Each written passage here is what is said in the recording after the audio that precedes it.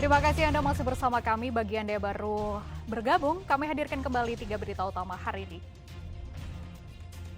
Akibat gelombang tinggi dan angin kencang, ratusan nelayan di wilayah pesisir Kabupaten Maros tak melaut. Diduga sopir mengantuk, sebuah minibus yang melaju kencang terjun ke parit di Kabupaten Pangkep.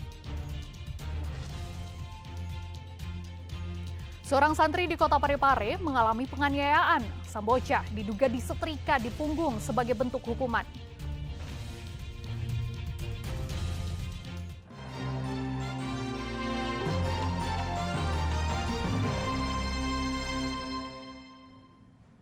Diduga sopir mengantuk, sebuah minibus yang melaju kencang terjun ke parit di Kabupaten Pangkep. Hal yang sama juga terjadi di jalur Trans Sulawesi Kabupaten Maros.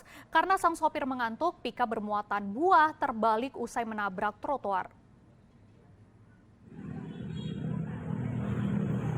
Sebuah minibus berwarna hitam masuk ke dalam parit setelah menabrak tiang pintu SPBU yang berada di Kecamatan Bungoro, Kabupaten Pangkep.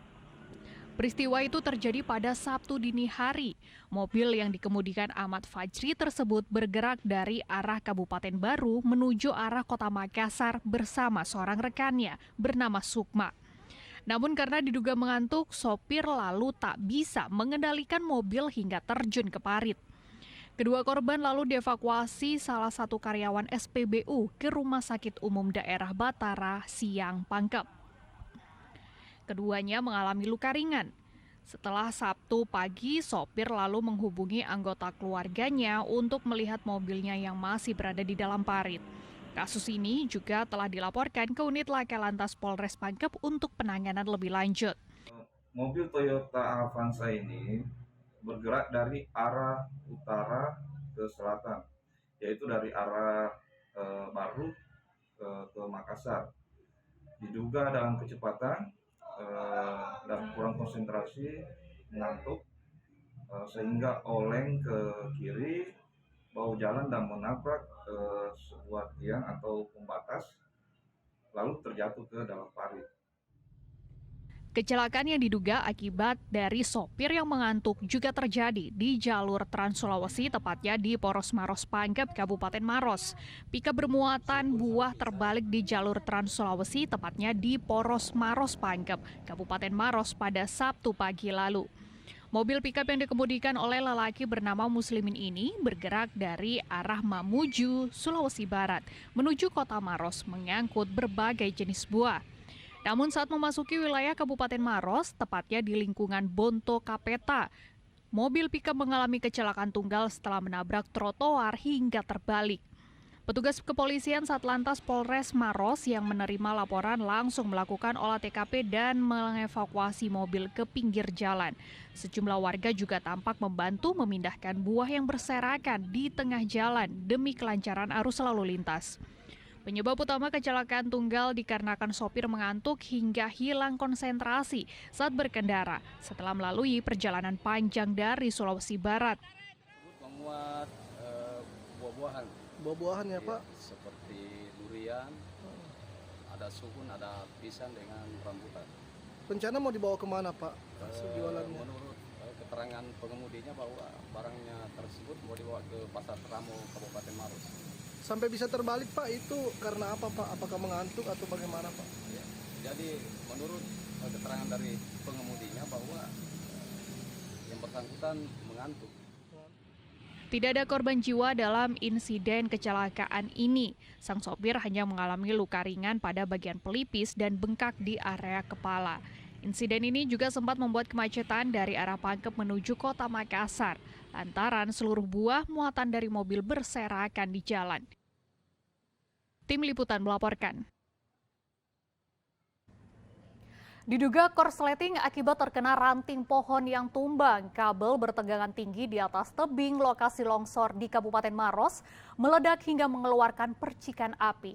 Akibatnya sejumlah kendaraan yang hendak melintas memilih berhenti karena khawatir.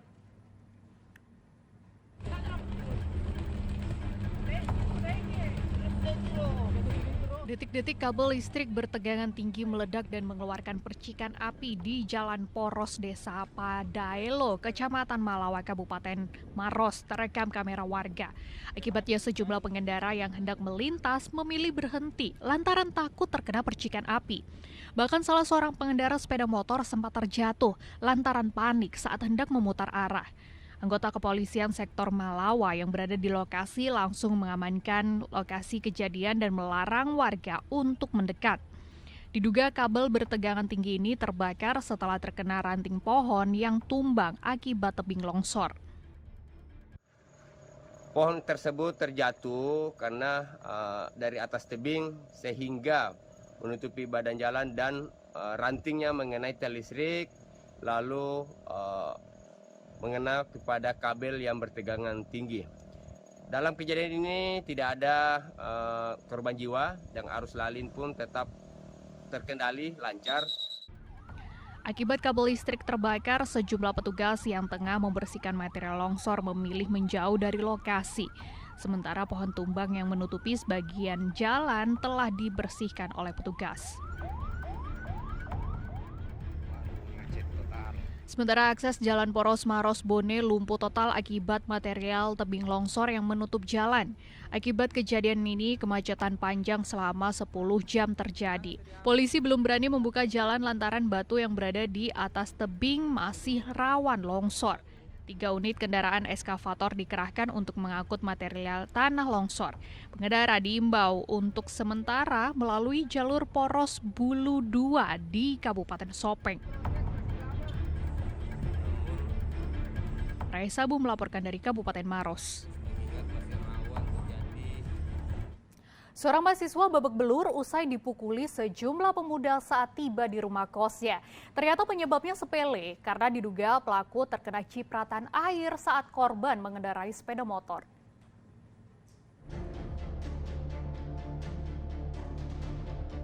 Nasrullah, pemuda 20 tahun, tiba-tiba dikeroyok saat tiba di rumah kontrakannya di Jalan Tidung 10, Kecamatan Rapucini, Kota Makassar.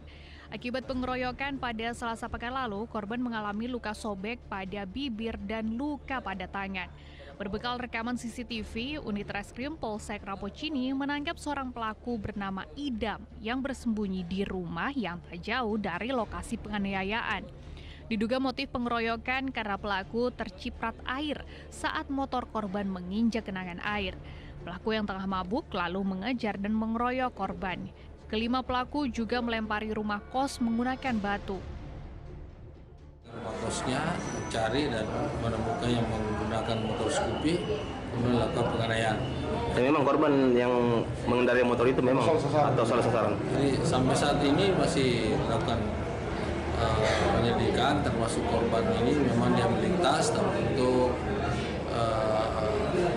pengguna motor Scoopy yang dianggap pelaku ini, itu yang menggunakannya sehingga itu yang dilakukan penganiayaan. Hingga kini polisi masih mengejar 4 pelaku penganiayaan yang identitasnya sudah diketahui. Raisa Bu melaporkan dari Kota Makassar. Seorang santri Tanfiz Al-Quran di Masjid Agung Kota Parepare yang masih berumur 14 tahun diduga dianiaya oleh pembina pondoknya. Sang bocah diduga disetrika badannya sebagai hukuman ketahuan bermain tutup botol saat jam tidur siang. Orang tua santri berinisial MG melaporkan dugaan perbuatan penganiayaan pada anaknya. MG diduga disetrika pembina pondok saat mengikuti Tanfiz Al-Quran di Masjid Agung Kota Parepare. Menurut pengakuan MG, ia disetrika saat tidur tanpa mengenakan baju. Perbuatan itu dilakukan pembina pondok berinisial S di depan kawan-kawannya. Hal ini sebagai bentuk hukuman akibat MG kedapatan bermain tutup botol saat jam istirahat tidur siang. Polisi masih mendalami laporan kasus dugaan penganiayaan terhadap santri Tanfiz Al-Quran Masjid Agung Kota Parepare. Kita obati dulu karena ini anak-anak ya kan, perhatian khusus supaya sembuh dulu. supaya proses ke depan, proses penyidikannya itu lebih enak. Kalau berdasarkan laporannya Komandan, kalau motif terduga pelaku ini melakukan penganiayaan itu apa? Ya, saat ini kita masih mendalami. Saat ini unit reskrim sedang berkoordinasi pihak sekolah, kemudian mencari pelaku. Akibat penganiayaan itu, punggung korban melepuh, diduga akibat terkena benda panas. Suwardi Gatang melaporkan dari Kota Parepare.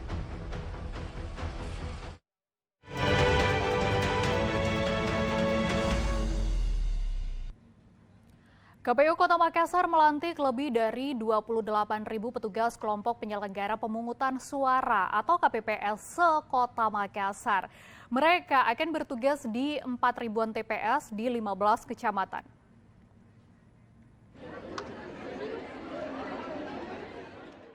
Pelantikan lebih dari 28.000 petugas KPPS dilakukan di salah satu hotel dengan menggunakan 5 ruangan berbeda. Karena banyaknya petugas KPPS yang dilantik, maka pengambilan sumpah dilakukan dalam 5 sesi pelantikan. Diharapkan ribuan petugas KPPS ini dapat menjaga independensi dan integritas sebagai penyelenggara pemilu di tingkat bawah, yakni di TPS saat bertugas. Cuma dilantik itu cuma 1 orang. Yang dilantik itu cuma 1 orang, cuman biasanya perwakilan atau biasanya yang menjadi ketua. Yang menjadi ketua KPPS-nya. Nah, ini sekarang semuanya kita lantik, semuanya kita ambil sumpahnya, dan nanti ketika TPS akan dibuka juga akan diambil kembali sumpahnya. Jadi sebelum TPS dibuka, seluruh 7 orang KPPS itu akan kembali membacakan sumpah dan janjinya sebagai petugas TPS. 28.000 petugas KPPS ini akan bertugas di 4.000-an TPS yang tersebar di 15 kecamatan di Kota Makassar. Para petugas juga diberikan bimbingan teknis kepemiluan selama 6 hari. Raisa Bu melaporkan dari Kota Makassar.